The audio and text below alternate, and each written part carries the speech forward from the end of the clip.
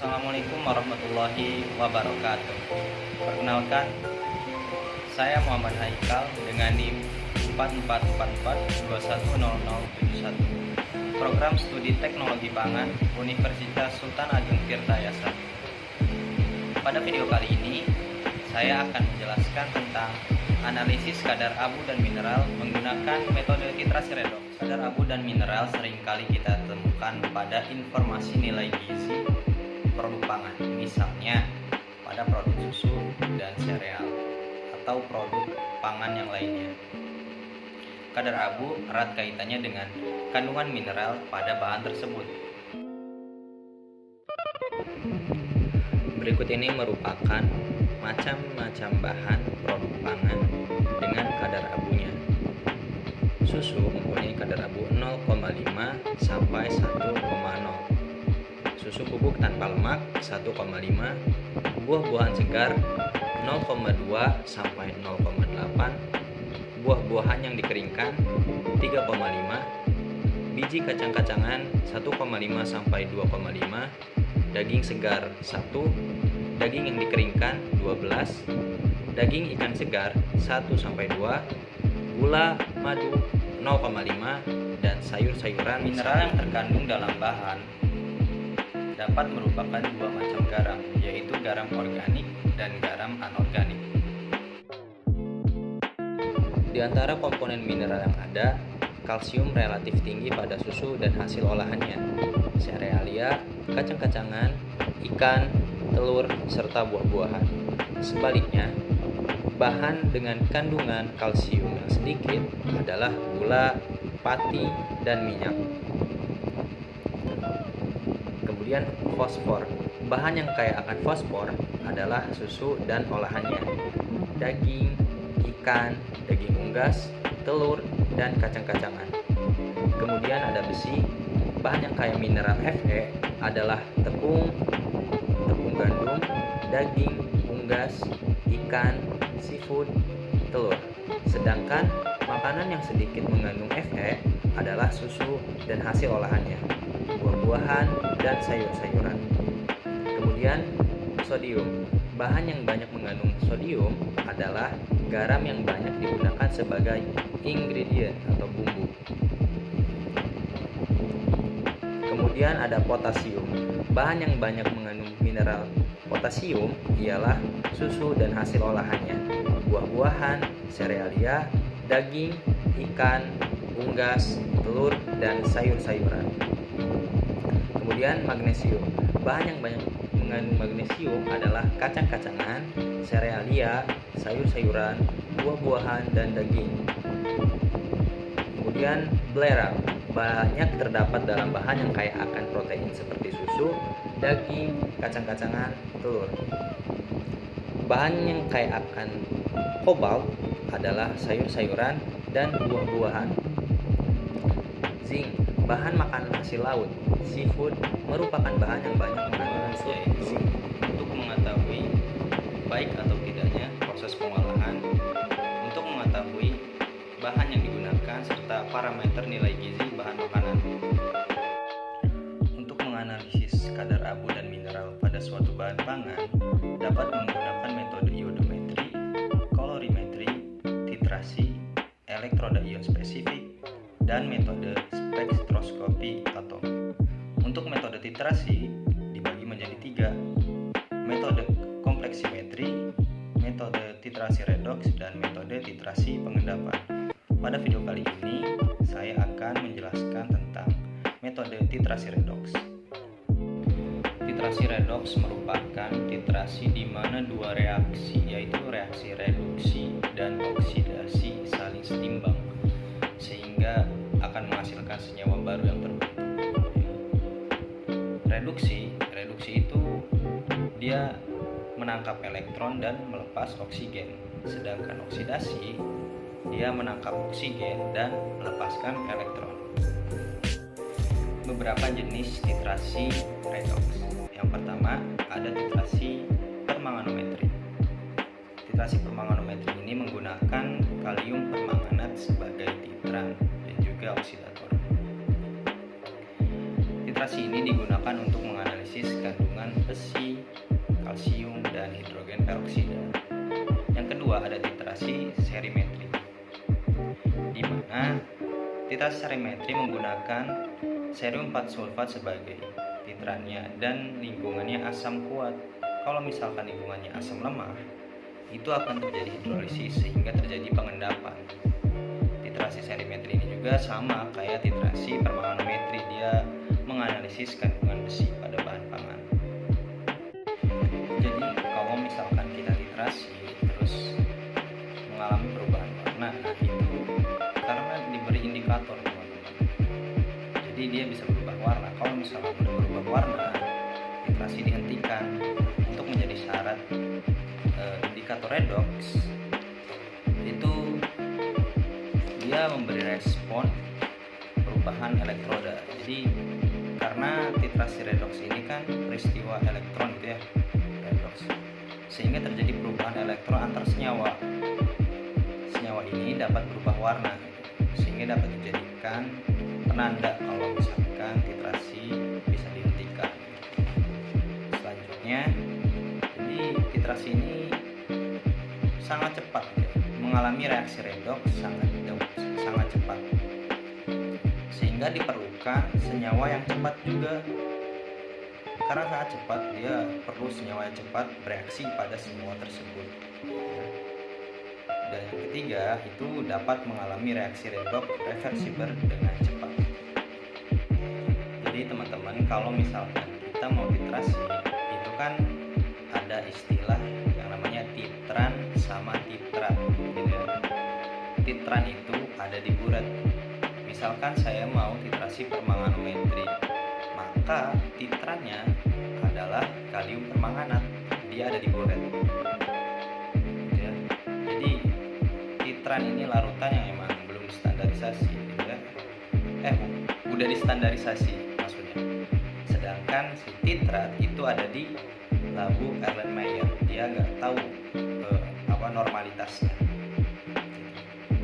Nah, ntar kan kalau misalnya kita titrasi, itu kan kita tetesin tuh si kalium permanganat ke sampelnya sampai berubah warna. Kalau misalkan sampelnya udah berubah warna, maka titrasi bisa dihentikan gitu kan, karena emang titrasinya berhasil. Nah, untuk titrasi permanganometri, dia kelebihannya itu mudah diperoleh ya, kalium permanganat, terus harganya terjangkau. Kalium permanganat juga dia oksidator kuat dan nggak perlu indikator karena dia auto indikator. Tapi kalium permanganat itu dia nggak stabil dalam penyimpanan. Jadi kalau misalkan kita mau titrasi lagi, ya harus distandarisasi lagi si kalium permanganatnya.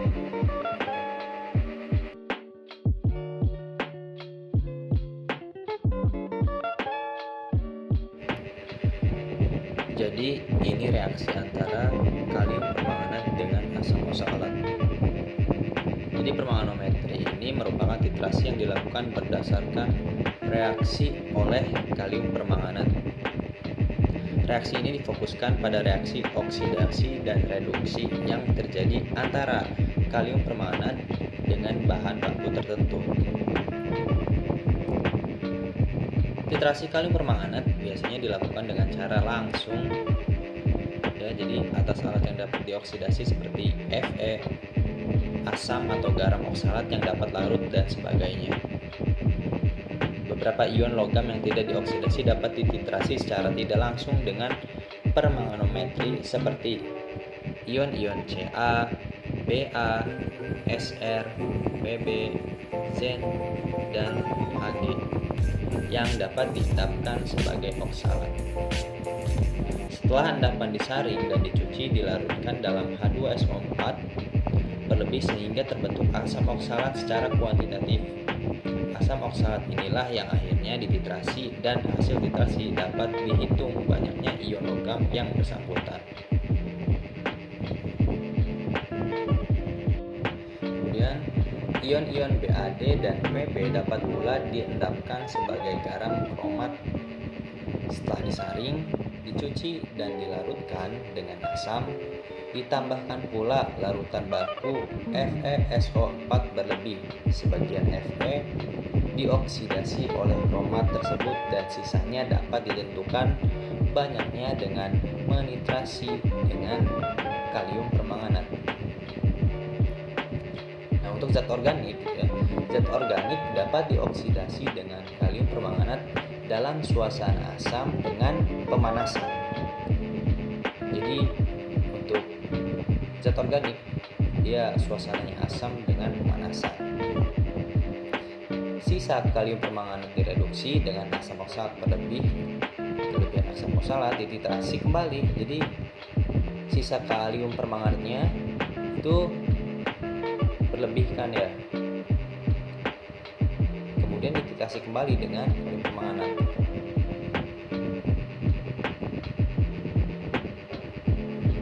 Oke, di situ ada reaksi MnO4 ditambah 8H plus 5E, di mana di situ akan menjadi Mn2 plus 4H2O. Jadi kalium permanganat ini dapat bertindak sebagai indikator. Sebelumnya tadi saya udah jelaskan kan. Jadi dia ini autoindikator gitu. Dan umumnya titrasi dilakukan dalam suasana asam karena akan lebih mudah mengamati titik akhir titrasinya.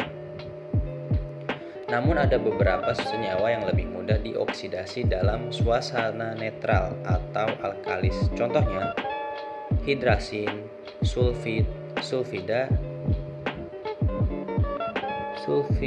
dan tiosulfat.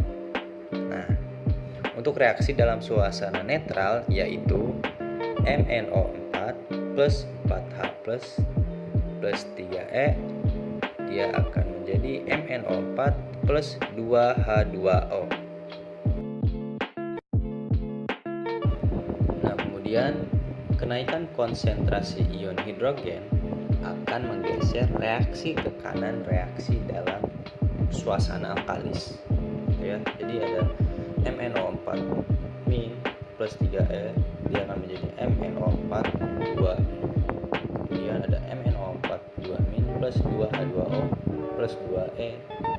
Kemudian akan menjadi MnO2 plus 4OH. Kemudian ada lagi MnO4 min plus 2H2O plus 3E akan menjadi MnO2 plus 4OH. Nah, reaksi yang tadi itu lambat dalam larutan asam, tetapi sangat cepat dalam larutan netral. Karena alasan ini, larutan kalium permanganat jarang dibuat dengan melarutkan jumlah-jumlah yang ditimbang dari zat padatnya yang sangat dimurnikan, misalnya proanalisis dalam air. Lebih lazim adalah untuk memanaskan suatu larutan yang baru saja dibuat sampai mendidih dan mendiamkannya di atas penangas uap selama 1 atau 2 jam. Lalu menyaring larutan itu dalam suatu penyaring yang tak mereduksi seperti wol kaca yang telah dimurnikan atau melalui krus saring dari kaca maser.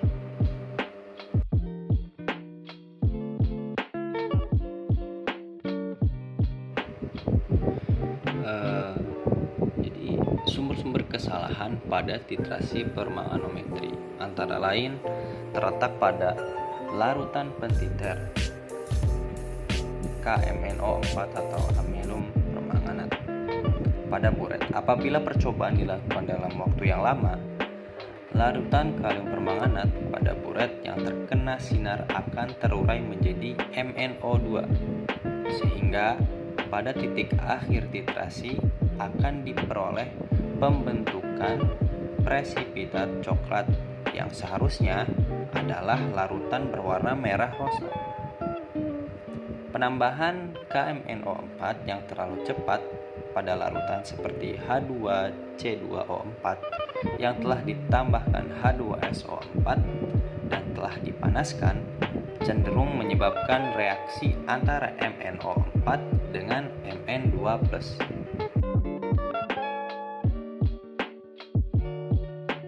Nah, kalau misalkan penambahan KMNO4-nya terlalu lambat gitu ya, jadi Jadi kalau misalkan lambat nih pada larutan seperti H2C2O4 yang telah ditambahkan H2SO4 dan telah dipanaskan, gitu ya, kemungkinan akan terjadi kehilangan oksalat, gitu ya, karena membentuk peroksida yang kemudian terurai menjadi air.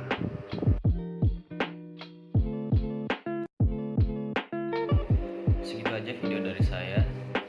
Mohon maaf banyak kekurangannya. Terima kasih. Wassalamualaikum warahmatullahi wabarakatuh.